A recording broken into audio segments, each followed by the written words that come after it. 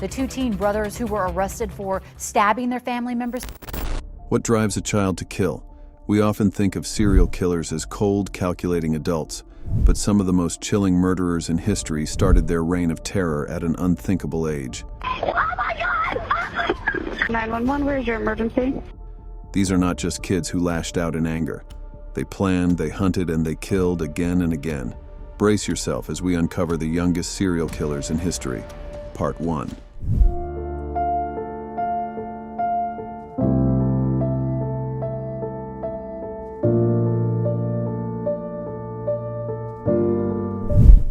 How young is too young for true evil?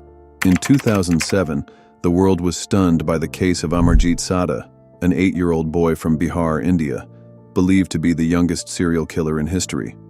Born in 1998 into extreme poverty, Amarjit's crimes went unnoticed at first.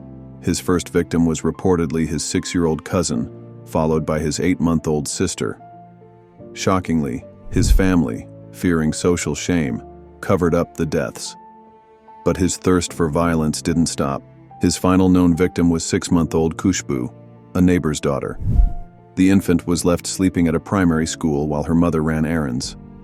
Amarjit took the baby, brutally murdered her with a brick, and buried her body in a nearby field. When questioned, he showed no remorse, smiling as he calmly described his crimes and even asked for biscuits. Psychiatrists diagnosed Amarjit with conduct disorder, noting a severe chemical imbalance in his brain that led him to derive pleasure from inflicting harm. Due to his age, he couldn't be legally imprisoned. Instead, he was placed in a juvenile home until he turned 18 in 2016. Amarjit's case raises disturbing questions about the nature of evil and the justice system's ability to handle such unprecedented cases. Some sources suggest he may have been released under a new identity, but his current whereabouts remain unknown. Can a child truly be a serial killer? Or was Amarjit born into darkness, destined to become something far worse? His chilling tale continues to haunt the annals of true crime, leaving us to grapple with the unsettling reality of evil manifesting at such a tender age.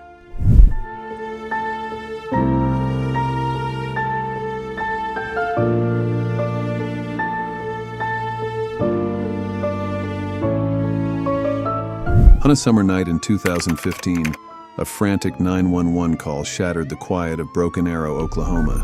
911, what's your emergency?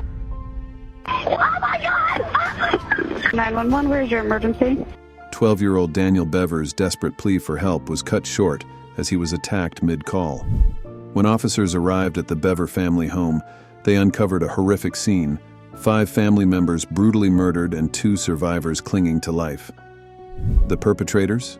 Robert, 18, and Michael Bever, 16, the family's own sons. The brothers had meticulously planned what they called their legacy, inspired by infamous mass murderers.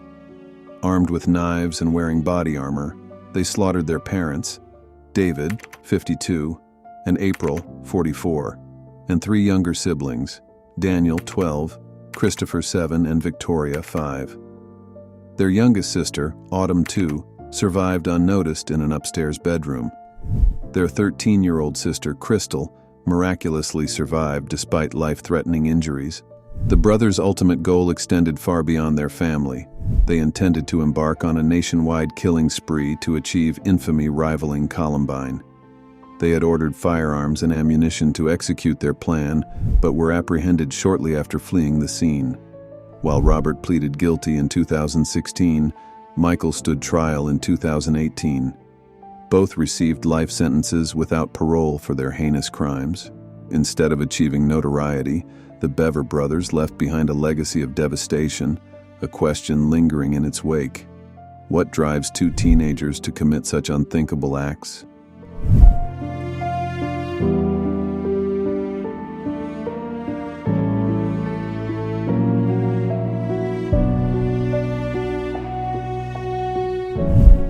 What if the person helping police catch serial killers was one himself?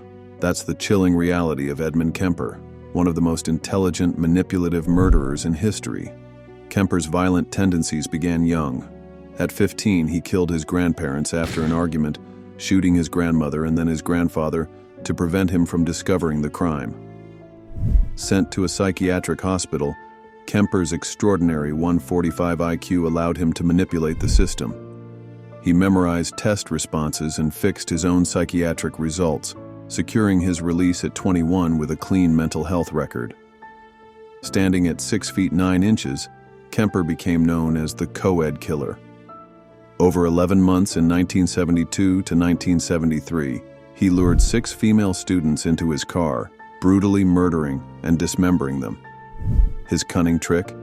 Pretending to be in a hurry, making victims feel he didn't have time to harm them. Kemper's most disturbing crime was his last. In 1973, after years of resentment, he murdered his mother, desecrating her corpse. He then killed her friend to cover up the crime. Shockingly, Kemper turned himself in, calling the police to confess. At trial, Kemper requested the death penalty, but due to its suspension in California, received 8 life sentences instead. He remains imprisoned at the California Medical Facility in Vacaville. Despite his horrific crimes, Kemper's insights into the criminal mind proved valuable to FBI profilers. His case raises disturbing questions about nature versus nurture in creating a killer, and the thin line between genius and madness. Kemper's story serves as a chilling reminder of the depths of human depravity and the complex psychology behind serial killers.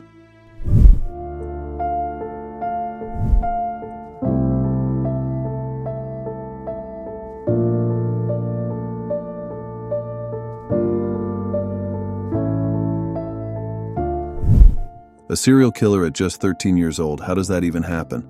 Craig Price wasn't just young, he was a walking nightmare. In 1987, the quiet Rhode Island neighborhood of Buttonwoods was rocked by horror. Price, only 13, brutally stabbed 27-year-old Rebecca Spencer 58 times in her home. But the worst was yet to come. 2 years later, in 1989, he struck again, this time slaughtering Joan Heaton and her 2 daughters, Jennifer 10 and Melissa 8. He stabbed Joan 57 times, Jennifer 62 times, and crushed Melissa's skull before stabbing her 30 times. The crime scene was so gruesome that even seasoned detectives were shaken.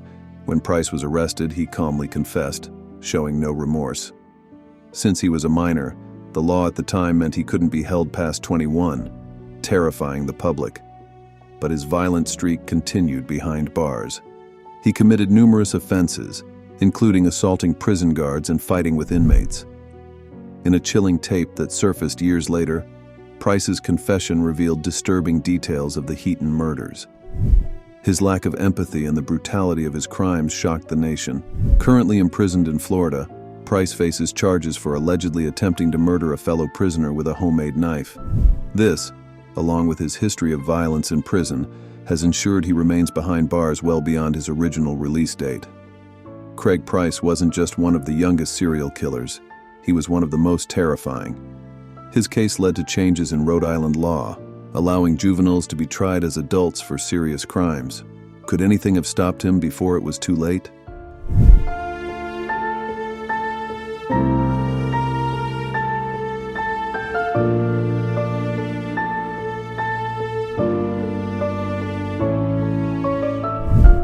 In 1968, Mary Bell shocked Britain by becoming one of its youngest convicted killers at just 10 years old.